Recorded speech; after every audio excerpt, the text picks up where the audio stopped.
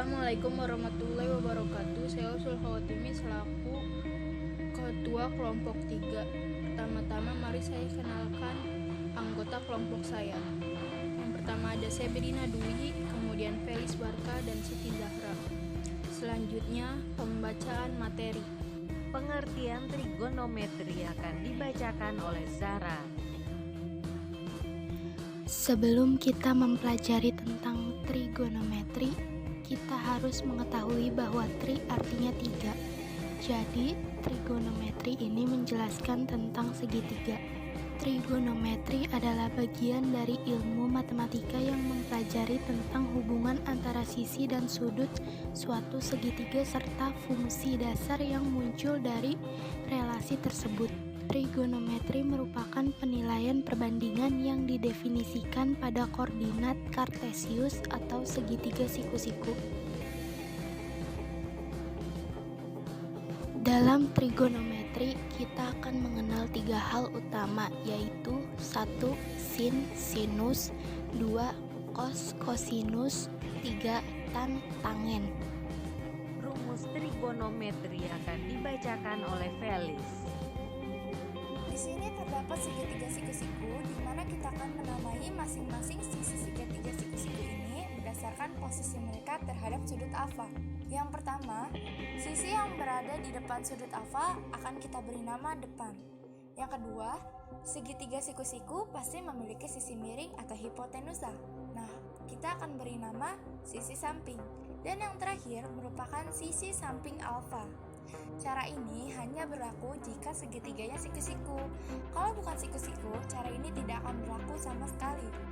Dari keterangan di atas, kita bisa dapat menyimpulkan rumus sinus yaitu depan per miring, kosinus samping per miring, tangen depan per samping, kotangen samping per depan, seken miring per samping, dan koseken miring per depan. Lalu kita dapat mencari rumus miring, yaitu akar alas per depan kuadrat 2 ditambah tinggi kuadrat 2. Lalu rumus mencari depan adalah akar miring kuadrat 2 dikurang tinggi kuadrat 2. Lalu yang terakhir kita dapat mencari rumus samping, yaitu akar miring kuadrat 2 dikurang dengan depan kuadrat 2. Contoh soal akan dibacakan oleh Sebrina. Contoh soal, jika cos A adalah 8/17 dengan A adalah sudut lancip, tentukanlah A sin A dan B tan A. Jawabannya, pertama kita harus gambar segitiga siku-siku dulu. Karena sisi samping dan sisi miringnya udah ada, sisi samping 8, sisi miringnya 17, berarti kita tinggal cari depannya.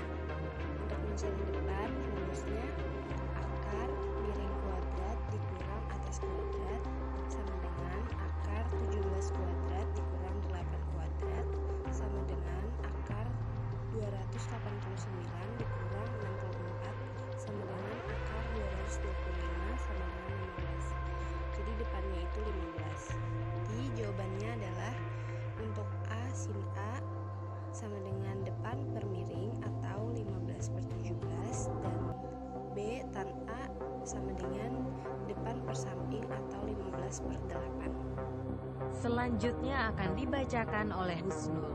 Trigonometri mempunyai sudut istimewa, yaitu sin 0 derajat sama dengan 0, sin 30 derajat sama dengan 1/2, sin 45 derajat sama dengan 1/2 akar 2, sin 60 derajat sama dengan 1/2 akar 3, dan sin 90 derajat sama dengan 1. Kemudian cos 0 derajat sama dengan 1, cos 30 derajat sama dengan 1/2 akar 3, cos 45 derajat 1/2 akar 2, cos 60 derajat 1/2, dan cos 90 derajat sama dengan 0. Kemudian tan 0 derajat sama dengan 0, tan 30 derajat sama dengan 1 per akar 3, tan 45 derajat sama dengan 1, tan 60 derajat sama dengan akar 3, dan tan 90 derajat tak terdefinisi. CSC 0 derajat. Kemudian cosecant dari 0 derajat tak terdefinisi. Kosekon dari 30 derajat sama dengan 2 kosekon 45 derajat sama dengan akar 2 kosekon 60 derajat sama dengan 2/3 akar 3 dan kosekon 90 derajat sama dengan 1.